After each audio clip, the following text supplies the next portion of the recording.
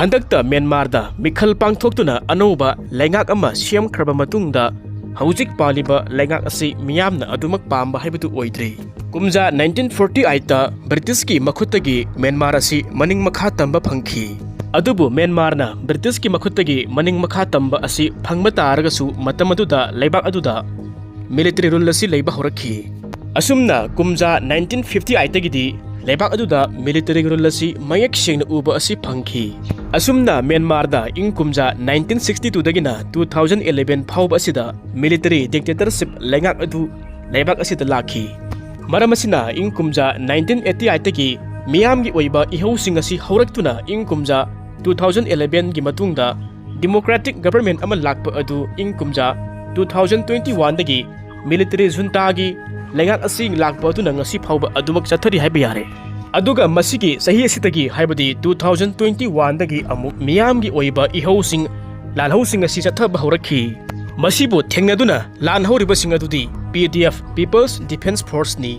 Masigi makhada rebel group taraga nipa leiri. Masida kulai paibasu paidabasu group asida yauri. Masigi rebel group singasiga military junta aga hek unabaga kapkhainabi hathoknabini. Myanmar di hauji mak asi tongan ba hiram kaya amada phibam thina soksille. Leibak asida posagi mamal asi aduki matik tangle. Leibak asigi praja ayamba thabak phangdabagi masing asi yamle. Lairaba nongmagi masing asi henjilakle. Mapandagi pot pasilakpa asi leitre. Sinmi sing asi thabak sufam nompham amata leitre. Electricity asi watpana maram oiraga puthokpa asi marang kaidre. Amaramdasu leibak asi sendwana khwang koiraga leiribani. Nakala maramda Myanmar leibak asi malemgi oina miyoibagi hak khongaunabada khwaidagi wangba lamgi manungda challi. Aduga mapangi leibak USA na Myanmar gi rebel singda tongsilli. Aduga China Russia leibak ani asina amuk Myanmar gi military junta da amuk tongsilli. Nakala maramda India di mayai sari haibadi daban policy da military junta amadi rebel singda animak asida tongsilli.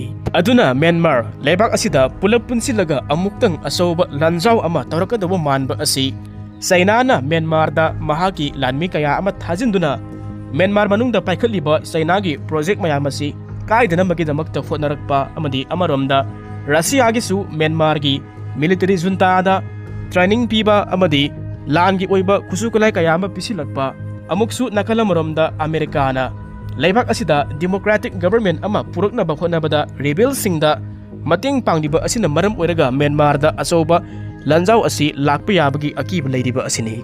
Masida punna kilometer 1,400 sangba awang nongpok ki ngamkhaida leiriba lalhawba mayam asiga military junta da sogatpa China amadi Russia ga pullaga karigumba lan ama tawrakpa taragati awang nongpok ki lamdam maru oina Manipur gi kilometer Sahumga Marfudra Nipan muk sangba sagun nariba ngamkhay gi paring asida haujiksu Manipur asida kuki supremacy na landariba asida kari amuk oirakani haibasigi matangda asoba wahang ama oiri. Panba yaba amadi hauji Middle East ki country ama oiriba Syria da USA na sogatpa rebel na loina lawsin mangamliba asi Syria lengakta sogatpa China amadi Russia na handokhibadagini. Aduna masigi laman khumba oina Myanmar dadi USA na masida ngamhalaroi haibagi matagumna asetpa phirep amaga loinaraga China amadi Russia na masida poram kaya ama jatli masida karigumba lan ama tawba taragadi Russia amadi China hairiba leibak anisina tumina yenglaga leithokloi. Aduna hojik Myanmar da paliba anauba lengak asisu USA na asiba tanja ama yenglaga lumlaga leiribani. Aduga amana karigumba Myanmar da USA na sogatpa rebel singasina lana sipu ngamnaba hotnarakpada USA gi mapang wariba leibak sing Japan, South Korea, Australia hariba leibak singasina masida tumina leigadra haibasigi matangnasu wahang lai. Aduga masigi tanja asida amuksu China na India gi Arunachal Pradesh amadi Sikkim na singba state singasida kanna miyang sangli. Maramasina Myanmar ga sagon naraga wathok oirakpa yaba lamsing India, China, Russia, US hariba leibak singasigi matangda aikoni yengma changli. Masida India amadi Myanmar hariba leibak anisigi marakta leinariba mari amadi hojik oiriba condition asigi matangda aikona tentakna yengsi. India na su Myanmar hariba leibak asi aduki matik maru oi. India na Southeast Asia gi country mayam asiga karbar tawbada leiriba hithangpham asi Myanmar gi paletwa dani. Indiana hauzik paikhatliba Kaladan project asisu Myanmar ga India ga tainaba asida leiba asoba project amakhakni. Trans Asia Highway asisu India, Myanmar amadi Thailand ni. Aduna Indiana Myanmar da tongan ba project kaya ama paikhatliba masigi talak asida China na amuk Myanmar da senpham kaya ama thadaduna khut thingjilakba asi saphonaba lambi thong kaya ama semli Myanmar gi ana layeng sangda mateng kaya ama pangli Myanmar gi mahi masing tambada amasung science and technology da phagatnabagi damakta China na Myanmar da yamna kanna honarakba asini. China na Myanmar da thau punaba jahas vessel kaya ama lemna pibiri submarine amasu pikhiba leikhre. Adubu masida China na Myanmar gi military junta khakta mateng pangba natana military junta gi mayokta lan hauriba PDF ki rebel sing asibusu mateng pangba asina maram oiraga animak asigi phirep asi lawba asi ngamde. Aduga amana Myanmar ga lan soknaraga somda chensilakpa PDF sing sangjafam piba asina maram oiraga Myanmar gi rebel sing gi yamna kanaba adu phangli. Manipur gi lalawba sing asigasu khut thanabanina Indian Army na su masida kankhatli. Manipur gi irang da su makhoi sing asi yaushinbada khangna una khangsinade usinade. Aduna India gi policy da Manipur dagi lalawba sing asi takthokpa loiba taragadi ngamkhai gi sambal khaba amasung free movement regime asi lauthoklaga check tawgani haibasidi khangi. Aduna masi matamgi matungi nasu Myanmar sing asi su asomda sangak aroi haibani. Aduna karbar gi matang dabu oiro Myanmar dagi pot kaya ama Indian hauzik su laibiri. Aduna India gi maru oiba ahanba priority asi Manipur gi lalawba sing asi bu takthokpa asini. Aduga China amadi Myanmar anigi marakta lainariba mari amadi hauzik oiriba phibam asigi matangda amuk yengsi. China amadi Myanmar ani asisu China na ayambada Myanmar da mateng yamna pangi.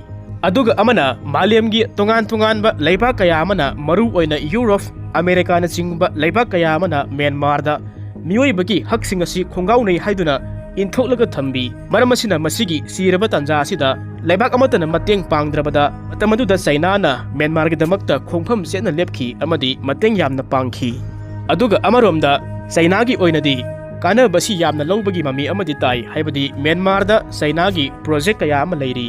Sahi kharagi mamangda Myanmar gi Kachin state ki lalhoba oiriba Kachin Independent Army na thong samagi mathakta thugaiduna China gi karbarda apanba kaya ama piki. Maramasina China na Myanmar da makhogi private army kaya ama thajinduna project sing asi sangani haikhiba leikhi.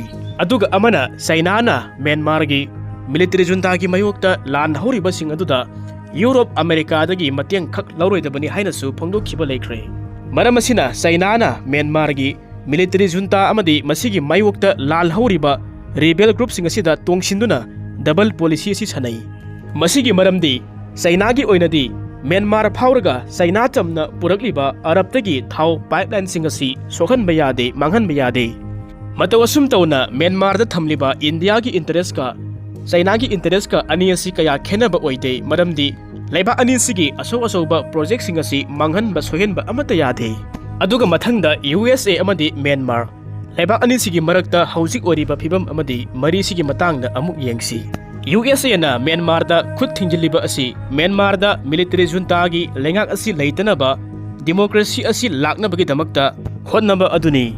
Kumja 1988 ki ihaudagi Aung San Suu Kyi na lengak painabagi damakta honabadagini. China na Myanmar dagi lauriba kanabasing asi America na phanganingde maramasina masigi kanabasing asi pidanaba honaba aduni. Maramasina ni hauziksu PDF ki mateng kaya ama America na pangliba asi. Hauziksu Myanmar da military junta gi mayokta lan hauriba rebel singna pairiba afaba makhalgi kulai sing rocket launcher afaba machine gun sniper M16 M4AI AK-47 na singba kulai sing kaya ama sijinari. Aduna Myanmar gi military junta gi mayokta lan hauriba PDF ki oina khusugulai sada 20% di USA na piri aduga 20% amana Europe ki atay lamdagi piri. Aduga lemhoriba 60% na makhoigi local met ngaktani hairi. Isam na hairabada USA na lana sida rebel singi mateng pangde haibasi yaroi. Aduna su rebel sing asina operate tauba magi lam ayambada Myanmar gi lanmi sing asi sangba ngamdiba asini. Aduga mathangda Russia amadi Myanmar leiba ani sigi hauzik oiriba phibam amadi mari sigi matangda amuk yengsi.